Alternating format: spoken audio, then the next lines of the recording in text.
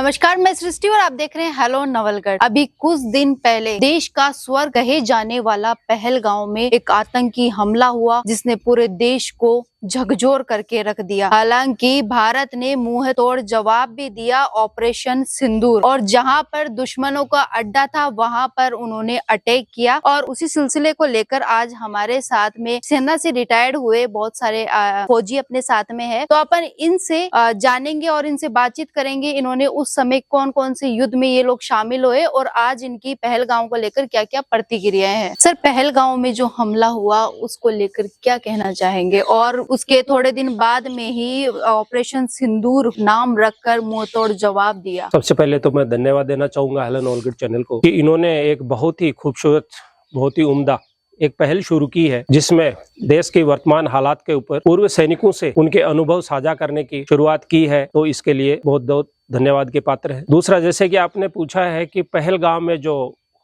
हमला हुआ था, हमला नहीं, उनको हम कायराना हरकत कह सकते हैं। इंसान का कोई धर्म नहीं होता, इंसानियत धर्म होती है, इंसानियत की जात नहीं होती। आदमी जब पैदा होता है वो सिर्फ आदमी या औरत पैदा होती है, कोई धर्म नहीं होता। धर्म हमने बाद में आकर के बनाए हैं।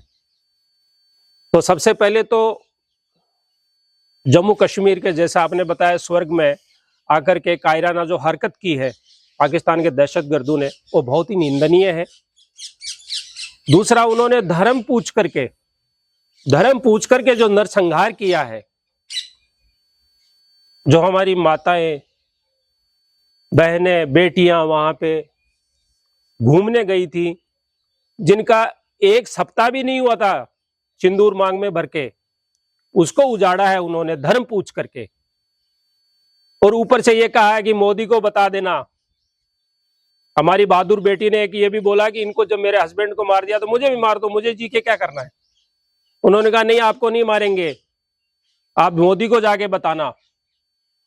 तो ये दर्शाता है कि हमारे हिंदुस्तान में जो हमारी गंगा जमुना तहजीब है उसको बिगाड़ने का काम है ये। अदरवाइज धर्म पूछ करके किसी की हत्या करना, वो भी निर्मम हत्या, ये तो बहुत ही दुर्भाग्यपूर्ण घटना है ये। दूसरा, जो उनके आका बैठे हुए पाकिस्तान में, जिन्होंने उनको पनाह दे रखी है, उनकी ये चाल है, उनकी एक रणनीति है कि हिंदुस्तान में जो भाईचारा पनप रहा है उस भाईचारे को किसी भी तरीके से बाधित करे और वहां पे हिंदू मुस्लिम कर करके और उनके बीच में एक खाई पैदा की जाए, जिससे वो अमन और चैन से जो रह रहे हैं वहां पर हिंदुस्तानी, जो अमन चैन उन्होंने 90 के दशक से छीन लिया था जम्मू और कश्मीर का, वो दोबारा वापस लौटने लगा है, पटरी पर आ गया था, उसको किसी भी तरह से बाधित किया जाए और आपस में ये लड़ते रहे हैं। उसके बाद हमारी जो सशस्त्र सेनाएं हैं, साथ में हमारा जो सशक्त एक नेतृत्व है, देश का नेता है हमारे सशक्त निर्णय लेने वाले, उन्होंने बहुत सोच समझ करके निर्णय लिया है कि उन्होंने हमारे नागरिकों के, निर्दोष नागरिकों की हत्या की है, लेकिन हम इतने कायर नहीं हैं कि हम दूसरे के किसी निर्दोष किसी नागरिक की हत्या करें। इसलिए इन्होंने सोच समझ करके एक प्लानिंग कर करके एक प्लान तैयार किया और एक ऑपरेशन, लड़ाई ना कर करके ऑपरेशन एक चलाने का निर्णय किया, जिसका नाम दिया सिंदूर। सिंदूर नाम देना प्रधानमंत्री का एक ये रिकमेंडेशन था। जैसा बताया गया है कि 5 नाम तय हुए थे जो ऑपरेशन चलाना है, उनमें 5 नाम आए थे, लेकिन 5 में मोदी जी ने, एक तो सुहाग, पहला 2 नाम फाइनल हुए, 5 में से सुहाग और सिंदूर, लेकिन मोदी जी ने फिर मोहर लगाई कि सिंदूर, क्योंकि मेरी बहन और बेटियों का सिंदूर उजड़ा है, इसलिए उनको सिंदूर नाम से यह ऑपरेशन चलाया जाए। लेकिन सबसे बड़ी बात यह थी कि किसी देश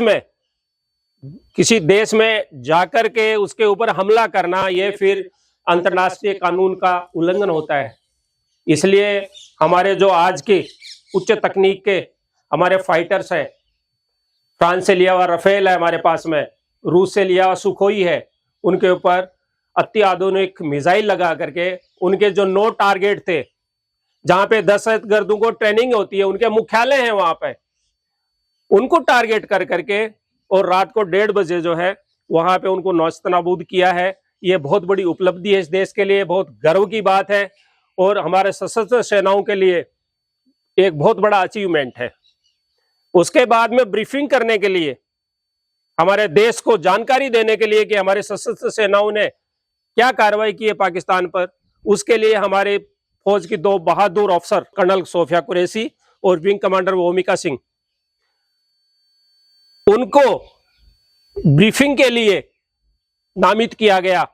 उसके पीछे भी हमारा एक बहुत बड़ा संदेश है देश के लिए। जिस गंगा जमुना तहजीब को धर्म के नाम पर बिगाड़ना चाहते थे, उनको भी एक संदेश दे रहे हैं, पाकिस्तान मुर्दाबाद, पाकिस्तान मुर्दाबाद, पाकिस्तान मुर्दाबाद।